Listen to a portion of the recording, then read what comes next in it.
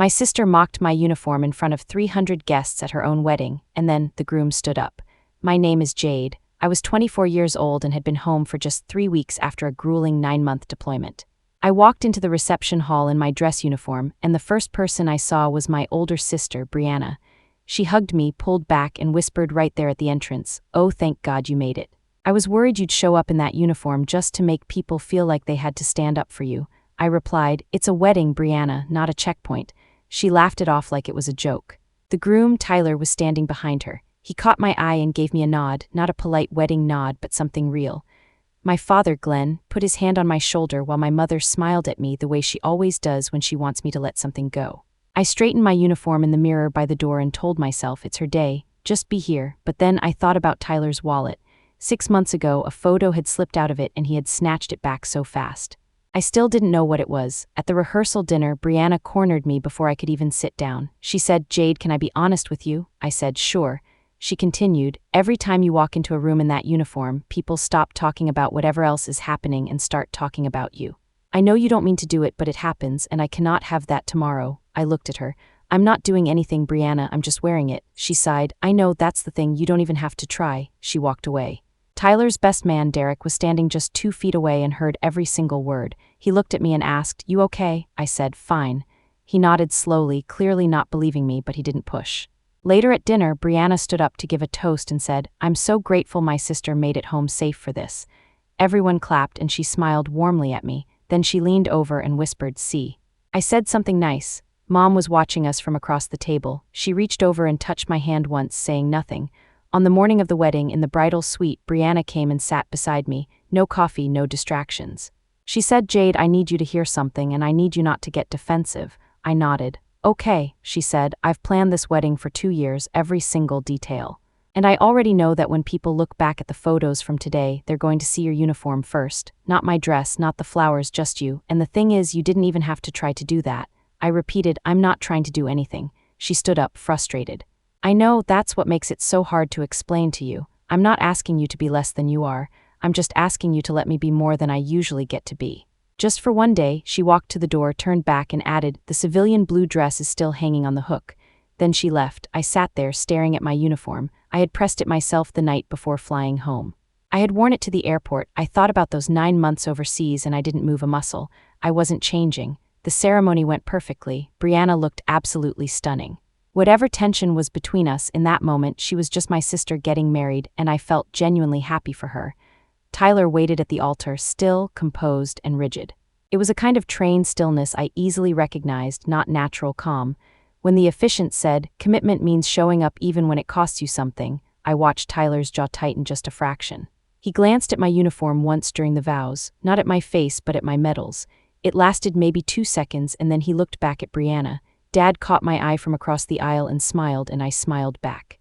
Afterward, in the receiving line, Brianna's aunt hugged me and said, "Thank you for your service, sweetheart." I said, "Thank you." Brianna was 3 feet away and heard it. She kept her smile plastered on, but her grip on Tyler's hand tightened instantly. Tyler felt it and looked at her, but she looked away. I filed that reaction away too. At the reception, I found my seat at a table tucked near the kitchen, classic Brianna logistics. The first hour passed without issue, then came the toasts. The maid of honor gave a warm, funny speech. Derek stood up next. He looked directly at Tyler the whole time and said, "Real loyalty isn't something you announce, it's something you prove when it costs you. And Tyler, I've watched you prove it more times than anyone in this room will ever know." Tyler nodded once. Derek sat down, then Brianna took the microphone. She thanked her parents, her bridesmaids, said something beautiful to Tyler. The entire room was with her. Then her gaze scanned the room and found me at my table near the kitchen. I watched her expression shift. She raised her glass and said, "And I have to say, I love my sister, I really do, but I think it takes a very specific kind of person to show up to someone else's wedding dressed in a way that ensures everyone notices them." A few people laughed nervously. The room shifted. If you've ever been in a room right before something shatters, you know the feeling. I couldn't look away. As a few awkward, uncomfortable giggles rippled through the crowd, Brianna kept going. She said, "I'm not saying anything bad. I'm just saying some people choose to go away and some people choose to stay home and build a real life, and today is about the people who stayed." The nervous laughter vanished completely. 300 guests sat in absolute, suffocating silence. Mom stared down at the tablecloth and Dad put his fork down. I sat perfectly still. 9 months of deployment teaches you exactly how to lock down your emotions when every part of you wants to scream. I looked down at my medals. I had earned every single one of them. Then the sound broke the silence. A single chair was pushed back slowly from the head table. I looked up. Tyler was standing. The entire room turned to look at him. Brianna's smile remained frozen on her face, but her eyes filled with panic. Derek set his glass down on the table very carefully. The DJ was still playing a low, slow song that nobody had requested, and it echoed through the silence. 300 people and only one man standing. Tyler looked directly at Brianna, not at the guests. At her, he said, "I need to say something." His voice was calm, completely calm, trained calm. He said, "Before I met Brianna, before any of this, I served 2 years in the United States Marine Corps. I was medically discharged. I have never talked about it publicly. I have not worn my uniform since the day I left." He paused. You could hear a pin drop. He said, "My wife just said that today is about the people who stayed. I want her to know, and I want everyone in this room to know, that the people who go are not absent. They are present somewhere else, serving at a cost that most people never fully see." He sat down. Brianna stood frozen, still holding the microphone, her smile completely gone. Derek picked up his glass and took a sip. Dad stared at the ceiling. I hadn't moved. My hands were flat on the table and I could feel my own heartbeat. Tyler had just revealed a truth to 300 strangers that he had never shared with his own wife. Everyone in that room understood exactly what that meant. About 30 minutes later, Tyler found me out on the terrace. He had taken his suit jacket off. He reached into his back pocket, pulled out his wallet, and showed me the photo, the one that had slipped out at that family dinner 6 months ago. It was a picture of 4 young men in marine dress blues, with Tyler standing on the far left. He said, "I never showed her this. I tried to bring it up twice during our first year. Both times she immediately changed the subject, so I just let it go." I asked him, "Why?" He sighed, looking down. "Because after the medical discharge, it felt like something I had failed at. Not something I had actually done." I looked him in the eyes and said, "Tyler, a medical discharge is not a failure." He stared at the photo for a long time before replying, "I know that now." He put his wallet away and added what she said in there. "I am so sorry, you deserved better." I reminded him, "It's your wedding night." He nodded quietly, "I know." Then he walked back inside. Standing there alone on the terrace, the realization hit me. Tyler hadn't just defended me. He had finally freed himself from his own secret. Brianna's cruelest moment had accidentally given him the permission he needed to tell the truth. I walked back into the hall. The reception was still going, but the atmosphere had permanently changed. There was music, dancing, and cake, but a heavy tension had settled over the room that no amount of celebrating could fix. Brianna caught up with me near the dessert table. She asked, "Can we talk?" I nodded, "Sure." She looked down and said, "I want to apologize for what I said. I went way too far." I replied calmly, "You did." She looked up, her eyes wide. "I didn't know about Tyler, any of it." I said, "I know you didn't." She hesitated. "Does that change things between us?" I looked at my sister. "It explains some things, Brianna.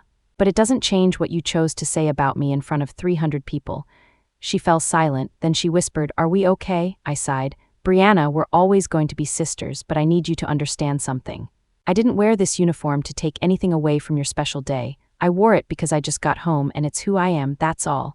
She didn't say anything for a long time. Finally, she looked at me and said, "I think I've been angry at you for a long time for things that were never your fault." I nodded softly, "I know." She whispered, "I'm sorry, Jade." That was the first genuine thing she had said to me all weekend.